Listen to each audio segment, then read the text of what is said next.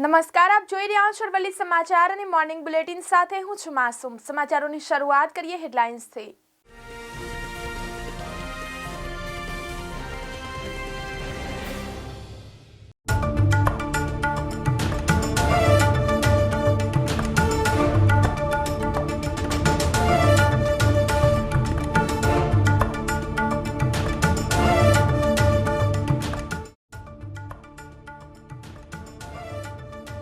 માવઠું ત્રાટકતા વેપારીઓના પતંગ દોરા પલળ્યા, લોકોને ઉત્તરાયણ મોંઘી પડવાની શક્યતા।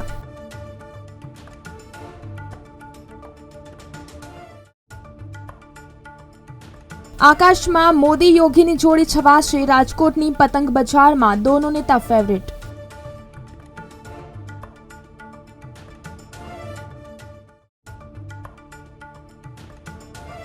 પાટણ સ્ટેશનની આવતી જતી બંને ડેમુ ટ્રેનો 13મી સુધી રદ, રેલવેની કામગીરીને લઈ અનેક ટ્રેનના રૂટ બદલાયા।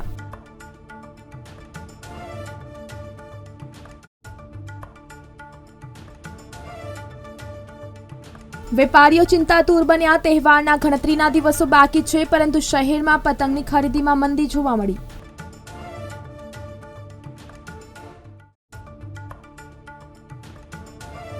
ગુજરાતમાં ખેડૂતોના હાથમાં આવેલો કોળિયો છીનવાયો, ખેડૂતોને ટામેટાના પૂરતા ભાવ નહીં મળતા ખેડૂતોમાં રોષ।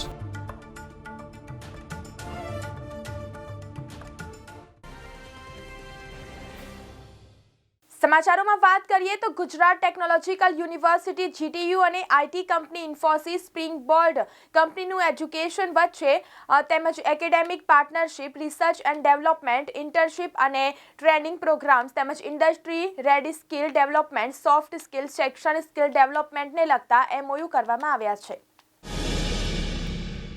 દર વર્ષની જેમ આ વર્ષે પણ ગુજરાત સ્પોર્ટ્સ ઓથોરિટી દ્વારા ખેલ મહાકુંભ 2.0નું એકલવ્ય મોડેલ સ્કૂલ ખાતે આયોજન કરવામાં આવ્યું હતું। કબડ્ડી સ્પર્ધાનું આયોજન કરવામાં આવ્યું હતું, જેમાં 8 ટીમોએ ભાગ લીધો હતો। ફાઇનલમાં બાવળિયા અને રામનગરની વચ્ચે કબડ્ડી મેચ યોજાઈ હતી, જેમાં રામનગર ટીમ વિજેતા થઈ હતી। રામનગરની ટીમના કોચ વસંત પટેલે આ જીતની વધાવી આપી હતી, તેમજ કહ્યું હતું કે જિલ્લામાં પણ આવું જ પ્રદર્શન ટીમ કરશે। અરવલ્લી જિલ્લામાં દર વર્ષે તારીખ 10 જાન્યુઆરીથી 20 જાન્યુઆરી સુધી કરુણા અભિયાનનું આયોજન કરવામાં આવે છે, જેમાં મકર સંક્રાંતિમાં ઘવાયેલ પશુ પક્ષીઓની ત્વરિત સારવાર થાય તેવું આયોજન કરવામાં આવે છે। આ વખતે કરુણા અભિયાનમાં મોડાસા ખાતે કુલ 1962 એનિમલ એમ્બ્યુલન્સ કાર્યરત કરવામાં આવશે, જેમાં એક પશુ દવાખાના મોડાસા અને એક એમ્બ્યુલન્સ ફોરેસ્ટ ઓફિસ મોડાસા ખાતે કાર્યરત રહેશે। તમામ જાહેર જનતાની અપીલ છે કે જો કોઈ પણ પક્ષી ઘાયલ મળે તો નજીકના પશુ દવાખાના અથવા 1962 ટોલ ફ્રી નંબરનો સંપર્ક કરવો। અરવલ્લી જિલ્લામાં ખેડૂતો દ્વારા કરવામાં આવેલા કેપ્સિકમ મરચાના વાવેતરની માઠી દશા લાગી હોય તેમ વાવેતરમાં બ્લેક થીમ્સ તેમજ ઈયળનો ઉપદ્રવ આવી જતા ખેડૂતો માટે કેપ્સિકમ મરચાનું વાવેતર ભારે નુકસાનકારક સાબિત થઈ રહ્યું છે। જોઈએ આ અહેવાલમાં। અરવલ્લી જિલ્લામાં સતત વાતાવરણના પલટાના કારણે ખેડૂતોના પાકમાં રોગચાળો વકરી રહ્યો છે। હાલ અરવલ્લી જિલ્લામાં ચાલુ સિઝનમાં 30,000 હેક્ટર કરતાં વધુ વિસ્તારમાં ખેડૂતોએ કેપ્સિકમ મરચાનું વાવેતર કર્યું છે। છેલ્લા કેટલાક દિવસોથી વાતાવરણમાં થઈ રહેલા ફેરફારથી કેપ્સિકમના છોડ અને ફળમાં ગુલાબી ઈયળનો ઉપદ્રવ તેમજ બ્લેક થીમ્સ નામનો રોગ શરૂ થઈ જતા છોડ કરમાઈ રહ્યા છે, તો ફળને પણ વ્યાપક નુકસાન થઈ રહ્યું છે। આ ફળ ઈયળના ઉપદ્રવથી પીડા પડી છોડ પરથી ખરી પડે છે। અરવલ્લી જિલ્લામાં સૌથી વધુ કેપ્સિકમ મરચાનું વાવેતર મોડાસા તાલુકામાં કરવામાં આવ્યું છે, જ્યાં વાત કરવામાં આવે તો મોડાસાના મોટી ઇસરોલ પંથકમાં ખેડૂતોએ સારા પ્રમાણમાં કેપ્સિકમ મરચાનું વાવેતર કરેલું, જેમાં ખેડૂતોને આ વર્ષે સારા ઉત્પાદનની પણ આશા હતી, પરંતુ આ વર્ષે સતત માવઠા તેમજ વાતાવરણમાં પલટાના કારણે ખેડૂતોને રોવાના દિવસો આવ્યા છે। ખેડૂતોએ આ વર્ષે કેપ્સિકમ મરચામાં 1 વીઘા દીઠ 30,000 થી 40,000 ખર્ચો કર્યો છે, પરંતુ સતત વાતાવરણના પલટાના કારણે કેપ્સિકમની જે ખેતીમાં રોગચાળો ફેલાયો છે, જ્યાં ખેડૂતો ખેતીને બચાવવા ખેડૂતો વિવિધ પ્રકારની રાસાયણિક દવાઓનો છંટકાવ કરી રહ્યા છે, પરંતુ કોઈ જ પરિણામ ન મળતા ખેડૂતો સરકારના ખેતીવાડી વિભાગ દ્વારા ગુલાબી ઈયળના ઉપદ્રવને નાથવા યોગ્ય માર્ગદર્શન આપવામાં આવે તેવી માંગ કરી રહ્યા છે। બ્યુરો રિપોર્ટ, અરવલ્લી સમાચાર, મોડાસા। બીજી તરફ વાત કરીએ તો વડોદરા વિસ્તારમાં છેલ્લા એક સપ્તાહથી વાદળછાયા વાતાવરણ વચ્ચે પસાર થઈ રહ્યું છે, ત્યારે પંથકમાં ખાબકેલું માવઠું વેપારીઓ, ખેડૂતો અને રોડ પર રહેતા ગરીબો માટે મુસીબત બન્યું હતું. તો બીજી તરફ ઉત્તરાયણ નજીક હોવાથી લોકો પતંગ બજારમાં ખરીદીના ઉત્સાહમાં હતા, પરંતુ માવઠું ત્રાટકતા પતંગ બજારમાં દોડધામ મચી ગઈ હતી. ગ્રાહકોએ વરસાદથી બચવા અને વેપારીઓએ પતંગો બચાવવા માટે દોટ મૂકી હતી. ઉત્તરાયણના પર્વની આડે હવે ગણતરીના દિવસો જ બાકી રહ્યા છે, ત્યારે રાજકોટની પતંગ બજારમાં ધીમે ધીમે ખરીદીનો માહોલ જોવા મળી રહ્યો છે.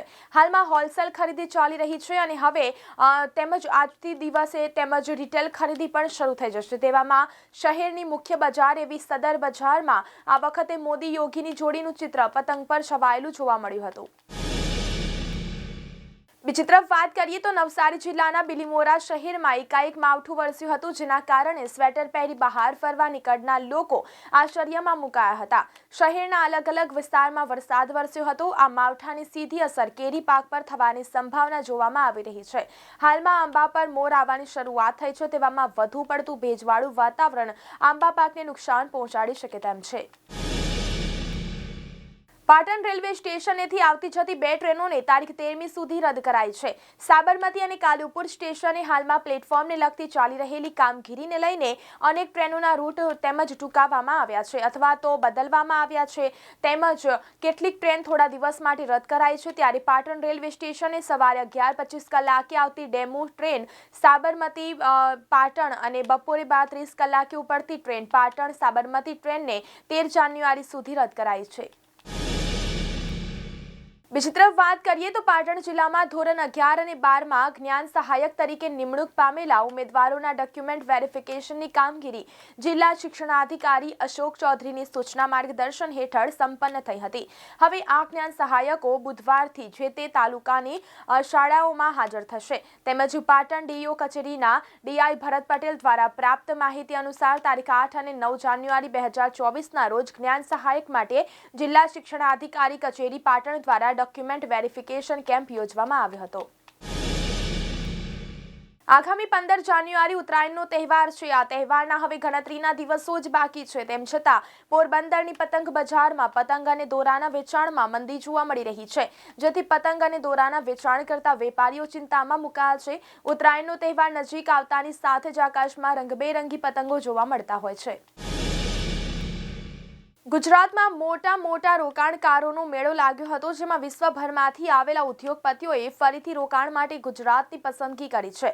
તો બીજી તરફ દેશના ઉદ્યોગપતિઓએ પણ ગુજરાત પર પસંદગીનો કળશ ઢોળ્યો છે. આ વાઇબ્રન્ટ ગુજરાત સમિટમાં ગૌતમ અદાણીએ મોટા રોકાણની જાહેરાત કરી છે. ગૌતમ અદાણીએ ગુજરાતમાં વધુ રોકાણની જાહેરાત કરી છે.